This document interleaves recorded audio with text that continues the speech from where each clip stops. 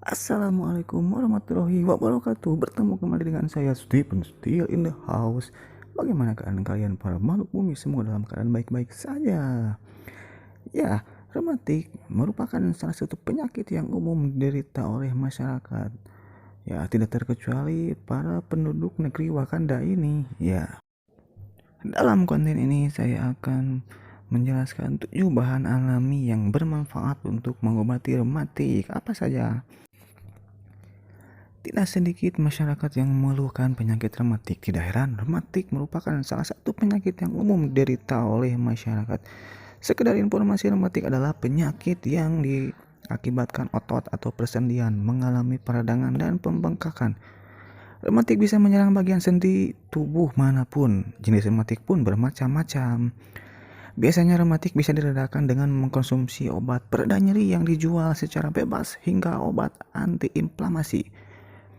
Untuk menghilangkan rasa nyeri pada sendi, alih-alih terus mengonsumsi obat kimia, penderita bisa mengonsumsi obat herbal untuk meredakan rematik.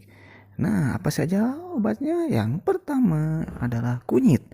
Selain di India, kunyit juga bisa jadi salah satu rempah dan bumbu masak favorit di negeri Wakanda ini atau Indonesia. Kemampuan kunyit dalam menyedapkan makanan ternyata selaras dengan kehebatannya dalam mengobati rematik. Kunyit mengandung kurkumin yang terbukti mampu mengurangi peradangan dalam tubuh sehingga nyeri sendi akibat rematik bisa diobati. Yang kedua, bawang putih. Bagi kebanyakan orang Indonesia, tidak afdol rasanya kalau memasak tanpa bawang putih.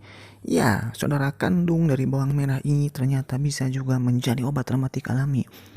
Bawang putih diketahui mengandung senyawa antiinflamasi yang membatasi efek sitokin, sehingga nyeri sendi akibat rematik bisa mereda. Itulah sebabnya bawang putih dipercaya bisa melawan peradangan sendi dan mencegah kerusakan tulang rawan akibat radang sendi. Yang ketiga yaitu jahe.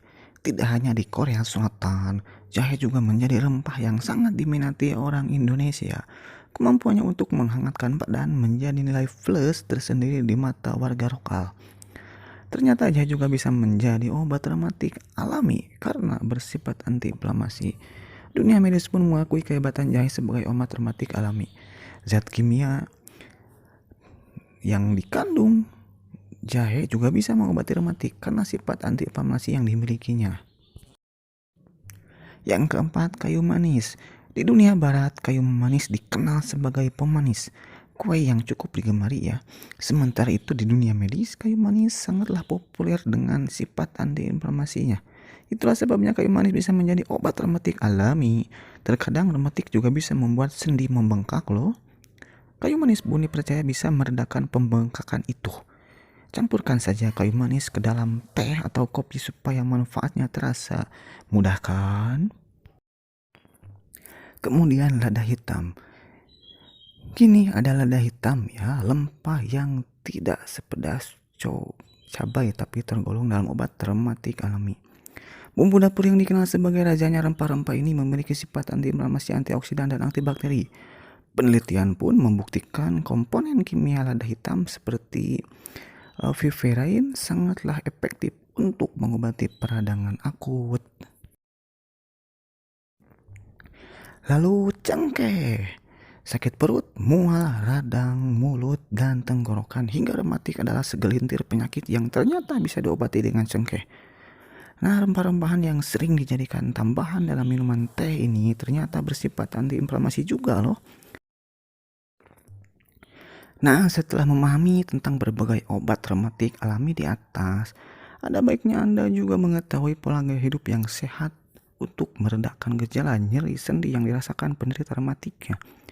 Apa artinya obat rematik alami di atas jika gaya hidup Anda masih tidak sehat?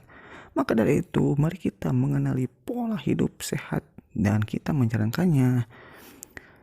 Yang pertama bisa berolahraga ya, olahraga rutin, mengkonsumsi makanan sehat ya, terus mengkonsumsi vitamin C, menjaga berat badan tetap ideal, menghindari alkohol hingga menghindari stres.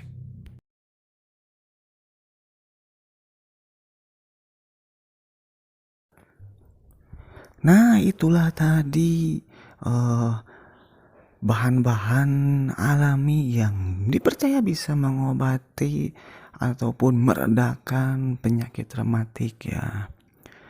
Boleh dicoba di rumah ya, tidak ada salahnya sebelum kita pergi ke dokter dan sebelum kita mengkonsumsi obat kimia atau daripada kita ketergantungan terhadap obat kimia. Alangkah baiknya dan tidak ada salahnya kita untuk mencoba bahan-bahan tradisional yang ada di sekitar kita. Terima kasih telah menonton video ini. Dan jangan lupa like, comment, dan subscribe dan nyalakan lonceng notifikasinya. Dadah.